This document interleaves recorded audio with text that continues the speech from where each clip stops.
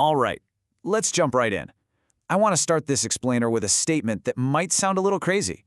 You, yes you, right now, are a project manager. And I know what you're thinking. Hold on, I don't have a certificate, I don't work in tech. But here's the thing, you've been managing projects your entire life. So, what is project management? Really? You know, we picture someone in a hard hat or in a boardroom pointing at these super complicated charts. But that's just the professional packaging. The actual skills? They're universal, and you are using them every single day. Let me show you what I mean.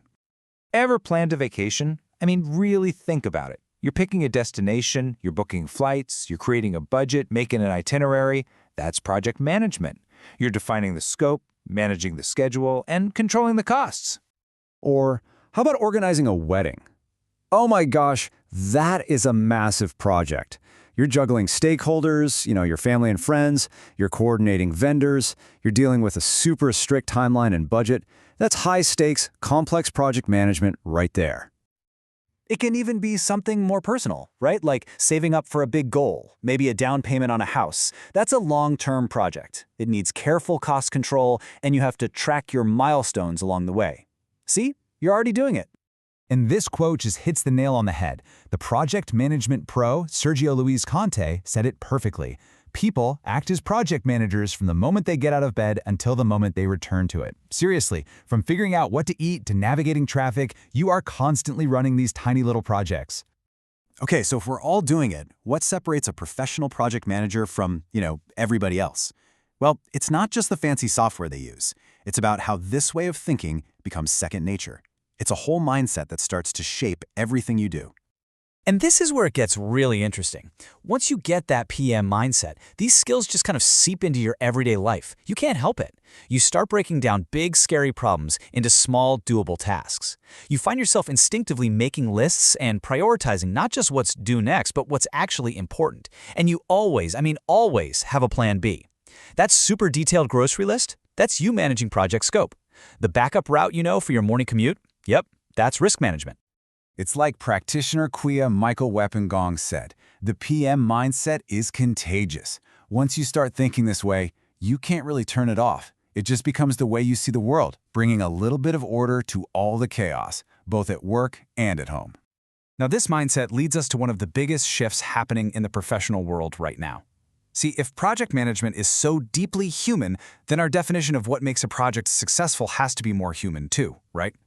Well, the industry is finally catching up. We're talking a complete redefinition of success. For decades, success was brutally simple. Were you on time? Were you on budget? Did you check all the boxes? That's the old way. The new focus, it's all about value. It's not about just delivering a thing anymore. It's about achieving the why behind it. The most important question is totally changed, from is it done to was it worth it? And this isn't just some vague concept. This is now official. The latest project management body of knowledge, the PMBOK Guide, defines success just like this. And look at the words here. It's not about cold, hard metrics. It's about a consensus view that the project was perceived to have delivered value. This means success is now subjective. Let's just zero in on those two words for a second. Consensus and perceived. This is huge. It means success isn't decided by a spreadsheet. It's decided by people. It's about what everyone agrees on and how they feel about what they got. If people perceive value, then value was delivered. This changes everything. Let me give you the perfect example. Okay, get this. The Sydney Opera House. By every single traditional metric, this project was an absolute train wreck. A catastrophic failure. It went 10 times over budget, 5 times over schedule. There were literally riots on the construction site. The main project manager even lost his job over this thing. So, by that old definition of on time, on budget, this has to be one of the biggest project failures in modern history. No question. But was it really a failure? No way. Of course not.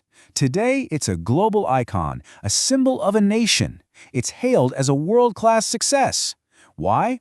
Because the perceived value it created was so enormous, so powerful and lasting that it completely wiped out the memory of the disastrous delivery. The consensus today is that it was absolutely worth it. That's the new definition of success right there in action. So, let's bring all this back to you. If you're already managing projects in your life, And if success is all about perceived value, how can you start using the tools and the language of the pros to manage your own life even better? And when you lay it all out like this, you can see how perfectly your personal planning maps to the professional stuff. That tough decision about which countries to visit on your big trip, in the pro world, that's called scope management. Carefully saving every month for a down payment, that's just cost control. That detailed itinerary you made for the family trip, that's basically a simple Gantt chart for schedule management. And of course, the backup plan for rain at an outdoor wedding, that's classic risk management. You're already using all the concepts, you just didn't have the formal names for them. And this brings us to the final and probably the most important point.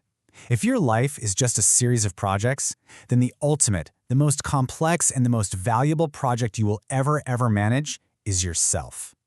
But here's the great irony. And even the most seasoned professionals will tell you this. The one project they struggle with the most is managing their own work-life balance. They can orchestrate these massive, multi-million-dollar projects, but they completely forget to schedule any downtime for themselves. That pressure to always be on leads straight to burnout. So how do you apply these powerful principles to the project of you? Well, first, you have to define your boundaries. Treat your personal time, your vacations, your evenings like a critical project milestone. It is non-negotiable. Second, delegate. Use those awesome leadership skills at home and share the load. And third, prioritize self-care. Actually schedule it. Put rest and learning into your calendar just like any other critical task. So the takeaway is this.